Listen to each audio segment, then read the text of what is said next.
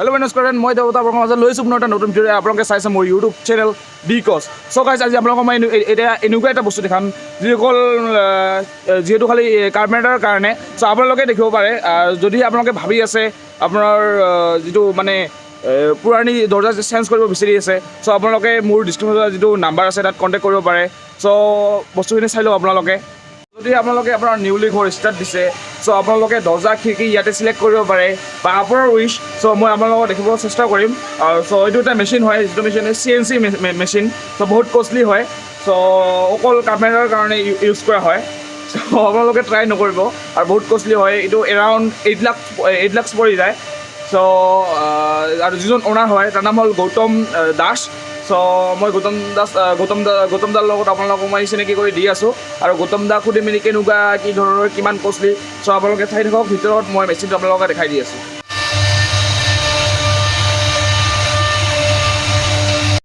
এই যিখিনি মেচিন আছে এই মেচিনখিনিয়ে এই মেচিনখিনিয়ে দি মানে একজাক্ট ডিজাইন যিটো একজাক্ট ডিজাইন দিব একজাক্ট ডিজাইন কৰা যায় আৰু এইটো machine just only for design মানে ডিজাইনিঙৰ কাৰণে বেষ্ট এইটো চ' বাকী কামটো হাতেৰে কৰিব লাগিব এইটো ডিজাইন কৰিব বাছ যিখিনি চিৰিজ পেপাৰ যিটো ৰেণ্ডাপ বুলি কয় নেকি সেইখিনি চব হাতেদি কৰিব লাগিব চ' মেচিনটো জাষ্ট ডিজাইনৰ কাৰণে আৰু একজাক্ট যিটো ডিজাইন দিয়ে আপোনালোকে কম্পিউটাৰত একজাক্ট সেইটো ডিজাইনে আহি যাব আৰু যদিহে আপোনালোকে বিচাৰে আপোনাৰ মেইন ফেচ যিটো নিজৰ ছবি দিব বিচাৰিছে চ' এই ছবিটোৰ মানে একজাক্ট লোৱা যাব আৰু আপোনালোকে এই দৰ্জাবিলাক দেখিব পাৰিছে এই দৰ্জাবিলাক এই মানে যিটো মেচিন CNC মেচিন বুলি কয় সেই মেচিনটোৰে বনোৱা হয় দৰ্জাবিলাক চাওক একদম একজাক্ট ডিজাইন আহি গৈছে চাওক এবাৰ চাওক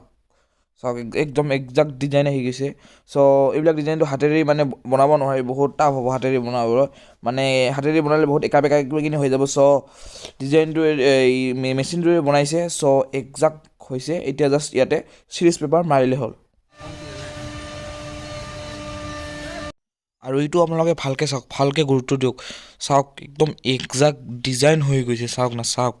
জাষ্ট চিৰিজ পেপাৰটো মাৰিলে হ'ল চব ওলাই আহিছে একজাক্ট ডিজাইন কি কম টেকনিকেলৰ যুগ মাই গড এইটো চাওক আপোনালোকে এইটো চব মানে যিখিনি হাতৰ মানে মেচিনটোৰে হৈছে চব যিখিনি হাতৰ কাম আছে চব হৈছে কালাৰ চালাৰ যি কৰে চব হৈছে চাওক কি ধুনীয়া লাগিছে চাওক এইটো চাগে কোনোবাই অৰ্ডাৰ দিছে বাইদেউ আপোনালোকে চাওক এইখিনি কি ধুনীয়া লাগিছে কি ধুনীয়াকৈ মানে ফুলিছে চাওক গণেশৰ মূৰ্তি কি ধুনীয়া চাওক এবাৰ কি কম চাওক না চাওক হিলাই পেলাইছে মানে টেকনিকেলে না হিলাই পেলাইছে হিলাই ইণ্ডিয়া গোটেই ৱৰ্ল্ড হিলাই পেলাইছে টেকনিকেলে চাওক একজাক্ট ডিজাইন আহি গৈছে CNC মেচিন মানে এইটো যিটো মেচিন হয় এই মেচিনটো কম্পিউটাৰত ইউজ কৰে চ' এইটো আপোনালোকে দেখিব পাৰিছে এইটো কম্পিউটাৰ কিবৰ্ড আছে চ' এইখন মনিটৰ আপোনালোকে দেখিব পাৰিছে চ' মানে এই কম্পিউটাৰত একজাক্ট ডিজাইনটো মানে দিয়া হয় ইয়াত আৰু এই ডিজাইনটোৰে ইয়াতে যিটো লিখিব পাৰিছে এই বস্তুটো তাতে এটা মটৰ লগা আছে চ' সেইটো মটৰ আপোনালোকক মই জুম কৰি দেখাই দি আছোঁ সেই মটৰেই কামখিনি হয় ত' মানে একজাক্ট ডিজাইন হয় চ' আপোনালোকক মই দেখাইছোঁৱে এইবিলাক দৰ্জা আছে চ' এইবিলাক এনেকুৱা হয় চ' যেতিয়া মানে ওলাই আহে যিটো কামটো শেষ হয় চ' এতিয়া অলপ এনেকুৱা হয় তেতিয়া চিৰিজ পেপাৰ দি মাৰি দিয়ে চ' তেতিয়া ক্লিয়াৰ হৈ যায় চ' আপোনালোকক মই দেখালোৱে কেনেকুৱা হয় বস্তুখিনি চ' চাই লওক চ' ইয়াৰ ভিতৰত 5টাকৈ মটৰ থাকে আৰু সেই 5টা মটৰেৰে কামখিনি কৰা হয় চাওক এবাৰ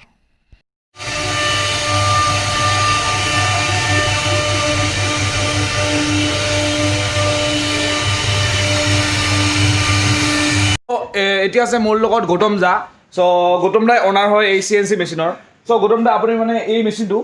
কি ধৰণৰ কাম কৰে মেচিনটো মানে আপোনাৰ এইটো খালি ডিজাইনৰ কাৰণে হয় অনলি আপোনাৰ এইটো CNC মেচিন বুলি কয় এইটো আমাৰ কাঠত প্লাইবোৰ্ডত আপুনি যিকোনো মানে যেনেকুৱা ফটোবিলাক আছে এইবিলাকো কৰা যায় যেনেকা লক্ষী ঠাকুৰৰ মূৰ্তি আৰু গণেশ ঠাকুৰৰ মূৰ্তি ৰাধা কৃষ্ণ কালী মানে যি লাগে আৰু কি আপোনাক যদি যেনেকুৱা আপোনাৰ নিজৰ ফটোখন বনাব লাগে তেনেহ'লে আমাক আপোনাৰ ফটোটো দিলে আমি আপোনাক সেম টু সেম কাঠত বনাই দিম মানে একজাক্ট আহি যাব ন একজাক্ট আহিলে চ' আপোনালোকে যদি বনাব খোজে চ' ডিছক্ৰিপশ্যনত গৌতম দাৰ নাম্বাৰটো দিয়া থাকিব চ' আপোনালোকে কণ্টেক্ট কৰিব পাৰে আৰু গৌতম দা এইটো মানে কি ডেস্কটপত কম্পিউটাৰত হয় ন কম্পিউটাৰত হয় চ' কেনেকৈ হয় আপোনালোকক অলপ দেখাই দিব মোক ঠিক আছে আপোনালোকক চাই লওক চ' পোনপ্ৰথমে এইটো ডেস্কটপ হয় চ' ইয়াত এনেকৈ ভালকৈ কভাৰ দি ৰাখিছে চ' গৌতম দা দেখাই দিয়ক এতিয়া আপুনি কি মানে কি ধৰণৰ চিডিটো এপ থাকে ন এই বস্তুটো এপ থাকে আচ্ছা এপটো দেখাই দিয়ক এইটো মানে দুটা ধৰণৰ এপ হয় যেনেকুৱা এইটো হ'ল আমাৰ NC ষ্টুডিঅ' এপ এই এপটোত আমাৰ মেচিনটো চলে সেইটো মেচিনটো চলাবৰ কাৰণে এইখন এপ লাগে তো মই এইটো এপ প্ৰথমে মই মিনিমাইজ কৰি দিছোঁ এইটো আপোনাৰ ডিজাইনটো বনাবৰ কাৰণে প্ৰথমে আপোনাৰ আৰ্ট কেমত যাব লাগিব আৰ্ট কেম ইয়াত যোৱাৰ পিছত আৰ্ট কেমত যোৱাৰ পিছত ইয়াত আপোনাৰ যিটো কাঠ মানে আমাৰ কাঠখন কেনেকুৱা আছে ইয়াত মডেলত এইটো আমাৰ চাইজ আহিব অহাৰ পিছত এইটো আপোনাৰ হাইট আছে আৰু ইয়াত বিট আছে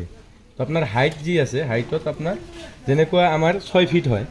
এইটো আপোনাৰ 1830 আমি যেনেকুৱা 1830 কৰি দিলোঁ আৰু কি 18 চ' আপোনালোকক মই গোটেইখিনি ভিডিঅ' নেদেখাওঁ কেনেকৈ ইউজ কৰে এইটো আৰু সেইখিনি ভিডিঅ' দিব লগা হ'লে বহুত টাইম লাগিব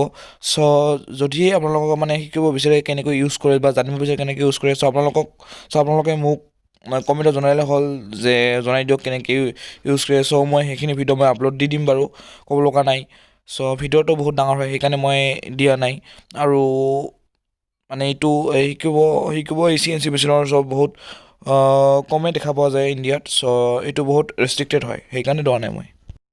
আমি F9 দিলে ডিজাইনটো চেণ্টাৰ হৈ গ'ল চেণ্টাৰ হোৱাৰ পিছত এই ডিজাইনটো পেষ্ট হৈ যাব পেষ্ট হ'ল পেষ্ট নহ'লে কিন্তু ডিজাইনটো নাকাটিব তো পেষ্ট হোৱাৰ পিছত এইটো আমাৰ আৰু অপশ্যন আছে পেষ্ট হোৱাৰ পিছত এইটো ক্ল'জ কৰি দিব লাগিব ইয়াত লাইন এটা ধৰি এইটো আনগ্ৰুপ অল কৰিব লাগিব পিছত আৰু ক্লিক কৰি ইয়াত এটা ভেক্টৰ ল'ব লাগিব মানে আমাৰ মেচিনটো যে আছে ইয়াৰ বাহিৰত যাতে নাযায় আৰু কি ইয়াৰ বাহিৰতো আমাৰ কাটি লাভ নাই যাৰ কাৰণে এইটো আমাৰ চিলেক্টেড ভেক্টৰ বুলি কয় এইটো আমি টুলপাতত পাম টুলপাতত গ'লে 3D টুলপাতত গৈ এইটো আমাৰ 3D ডিজাইন হয় যেনেকৈ machine and relief well relief ইয়াত চিলেক্টেড ভেক্টৰত যাব লাগিব যোৱাৰ পিছত আমাৰ এই ভেক্টৰটো এতিয়া কাম কৰিব এতিয়া আমাৰ হ'ল আমি কি টুলছ দি কাটিম 6mm আছে 4mm আছে 3mm আছে এইটো বলনো 6mm টুলছ দি আমি মেচিনটো মানে এইটো সিলেক্ট কৰি দিয়াৰ পিছত এইটো আমাৰ এই টুলছত আমাৰ মেচিনটো মানে যাব আৰ কি স্টাৰ্ট হ'ব আৰু